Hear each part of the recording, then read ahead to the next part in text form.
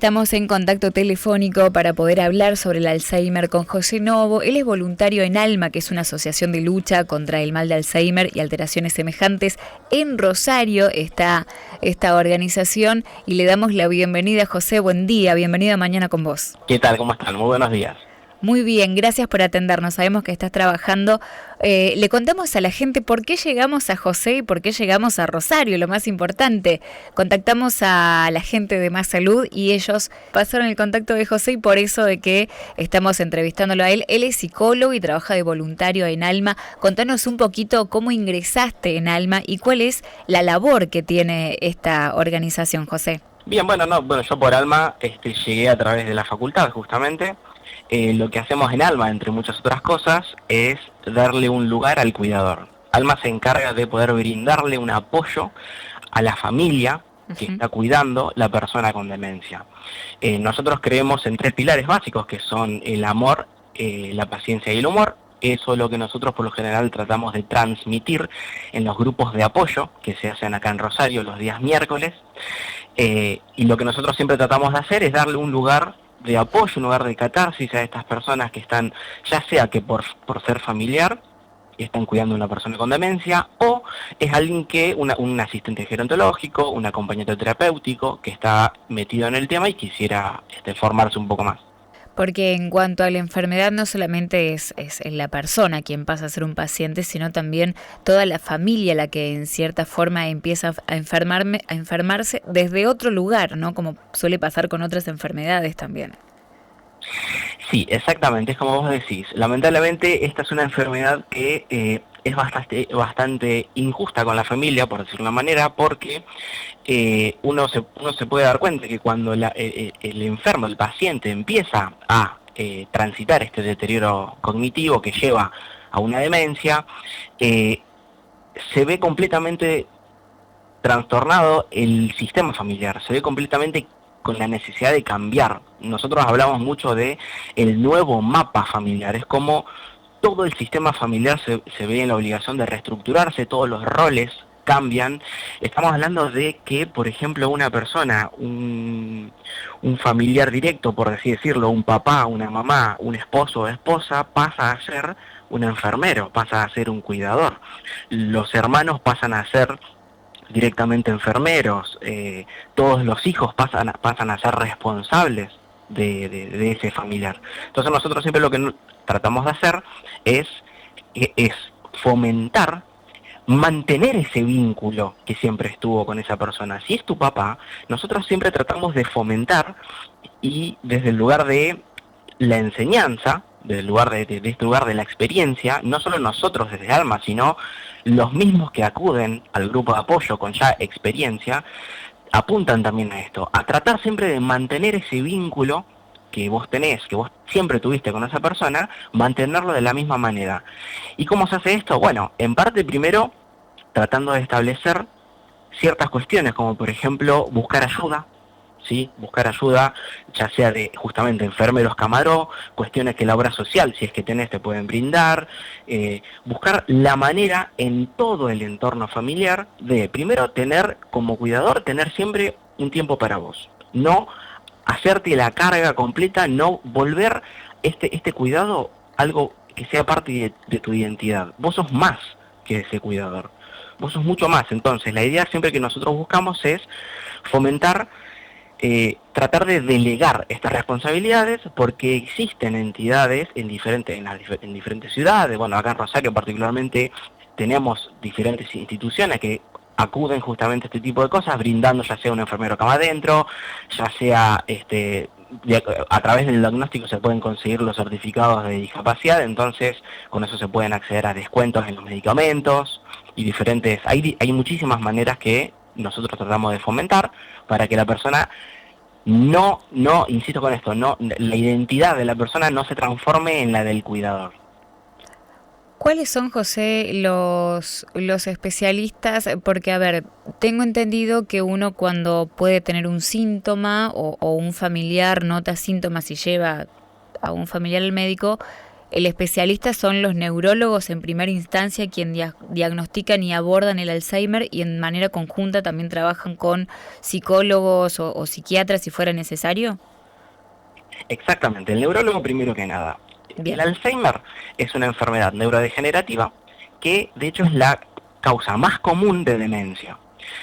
El Alzheimer lo que hace es, en principio, comenzar a deteriorar lo que son las funciones cognitivas. Las funciones cognitivas son todas aquellas que a nosotros nos permiten interactuar con el mundo. La atención, la memoria, el lenguaje, la sensopercepción, todo esto abarca lo que es una persona.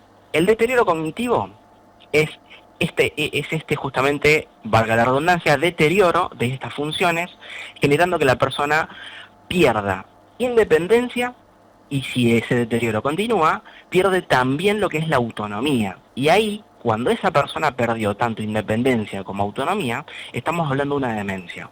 Entonces, el Alzheimer es una de las causas de esta demencia. Y para prevenirlo, que es justamente lo que nosotros estamos hace ya 30 años, estamos repitiendo esto, es que el Alzheimer y la demencia se puede prevenir. ¿Cómo se previene? Básicamente, todo lo que cuida el corazón, cuida el cerebro. Realizar actividad física, tratar de mantener una alimentación sana, tratar de tener actividad social, ¿sí? No encerrarse de una manera total. Y esta es una. Sí. Y la otra, importantísima también, es no naturalizar estos síntomas. ¿Qué quiero decir con esto? Cuando nosotros vemos que una persona tiene un olvido, diferenciemos olvido benigno de un olvido patológico. El olvido patológico es cuando, por ejemplo, no es lo mismo olvidarse dónde yo dejé la llave que olvidarse para qué sirve una llave. Claro. ¿Sí? No es lo mismo que yo me olvide cuál es el nombre, ¿cómo era que vos te llamabas? Que te tengo enfrente porque tengo mil cosas en la cabeza, y otra cosa que no tengas idea quién tenés enfrente, y capaz que vos enfrente tenés a tu hermano. Son cosas diferentes, son episodios a los que uno tiene que tener en cuenta, y nosotros tratamos de erradicar y bueno, está grande, es normal, es propio de la edad. No es la edad, es demencia. Entonces, ante estos episodios, no hay que naturalizarlos y hay que hacer la visita, como vos bien dijiste, al neurólogo. El neurólogo después va a realizar un montón de exámenes, de test, y va a evaluar con un gabinete interdisciplinario qué tipo de tratamiento, porque una vez que el deterioro comienza, se puede amesetar, ¿sí? No se habla de detener, se habla de amesetar. Esto se hace con neurorehabilitación, son cuestiones que el neurólogo, el médico de cabecera, va a saber perfectamente explicar. Pero lo importante para mí, y lo que nosotros tratamos de hacer, es fomentar esta desnaturalización, ¿sí? Es no naturalizar este tipo de olvidos a la edad. No es algo propio de la edad. Si ustedes se encuentran con que su mamá, su papá, su hermano, su abuela, quien sea, salió del supermercado con ustedes y tiene un episodio de que no tiene idea de dónde está, y es un supermercado que fue durante 40 años, hay que tenerlo en cuenta. ¿Sí? No es lo mismo, insisto, en no saber, no recordar si calle Santa Fe la tenés adelante o atrás tuyo, a no tener idea de dónde estás parado. Claro, puede parecer parecido, pero la diferencia es abismal. Exactamente.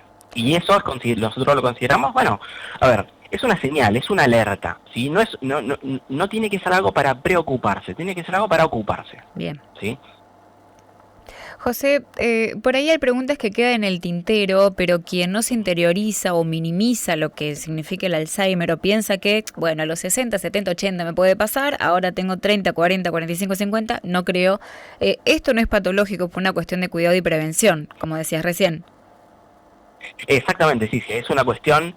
A ver, la edad es un factor de riesgo. Sí. A nosotros nos gusta mucho hablar de factores de riesgo, no de factores determinantes. Que uno tenga 60 o 65 no significa que va a tener demencia.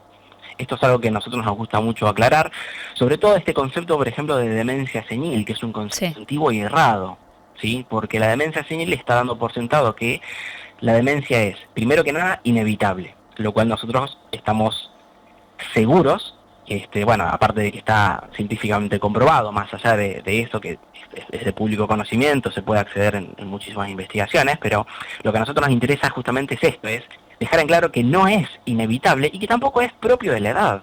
Es decir, existen casos en donde ese deterioro cognitivo comienza en edades más tempranas, son pocos, pero como decía, la edad es un factor, así como también puede ser el exceso de alcohol, puede ser un traumatismo de cráneo, puede ser el exceso del tabaquismo, una pésima alimentación durante muchos años, pero acá está la cuestión, o sea, lo que nosotros también hablamos mucho es de la construcción de la vejez.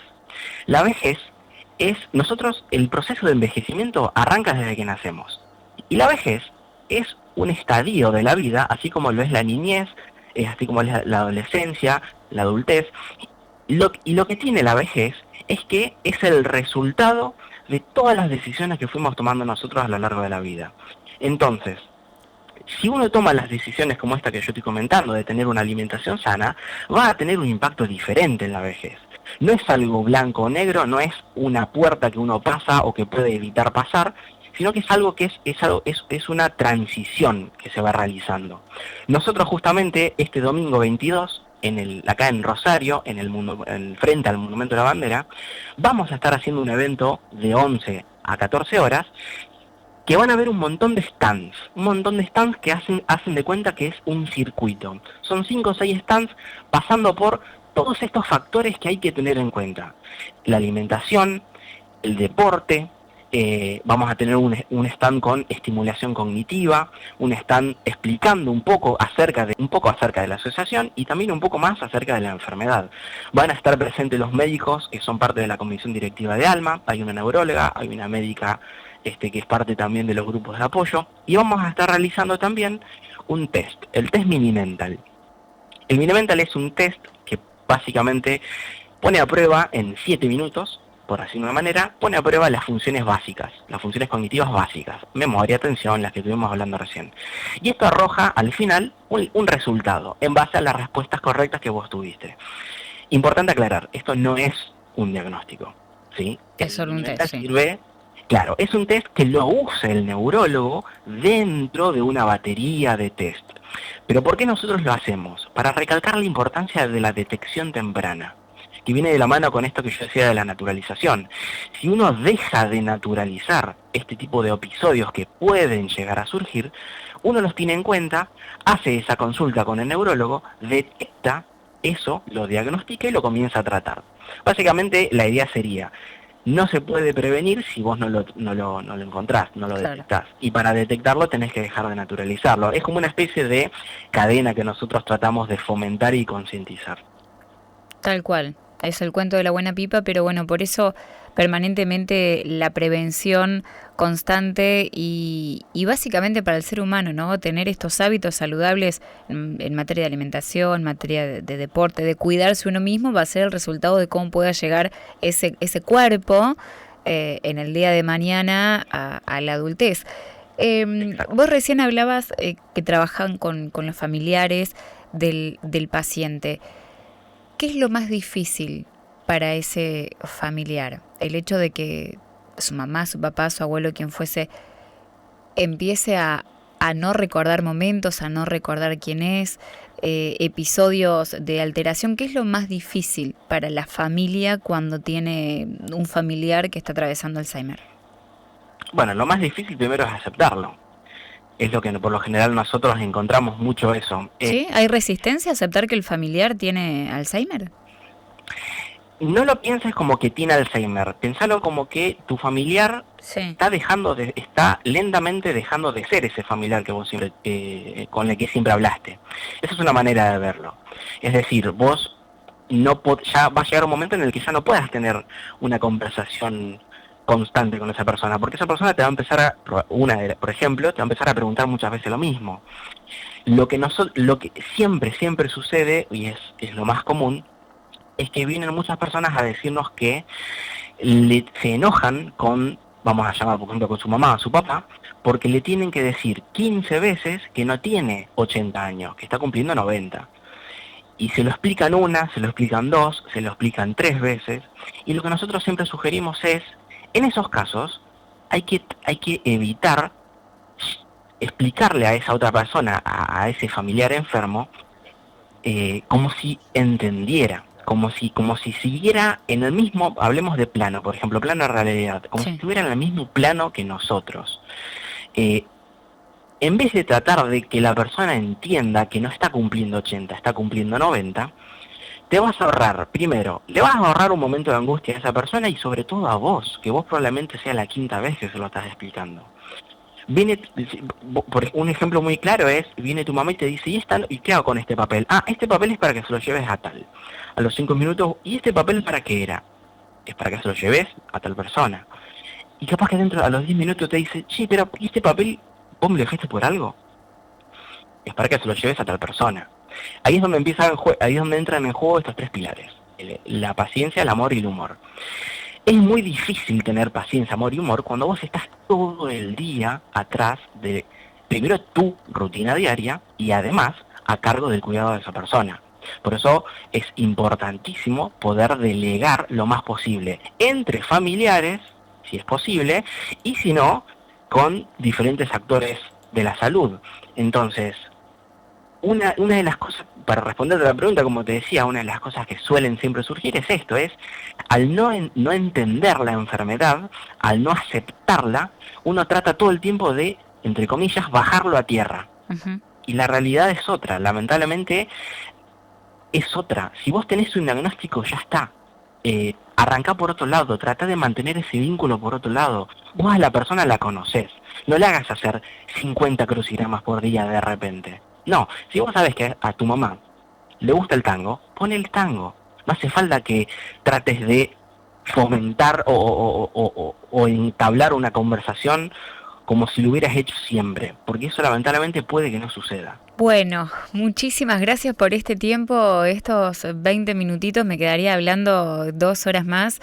Sabemos que está trabajando y es buenísimo el trabajo que están haciendo y que la gente escuche esto como un cassette en el sentido de hay que prevenir, hay que ir al médico, hay que tener Se puede buenos prevenir, hábitos. exactamente. Se puede prevenir, exactamente.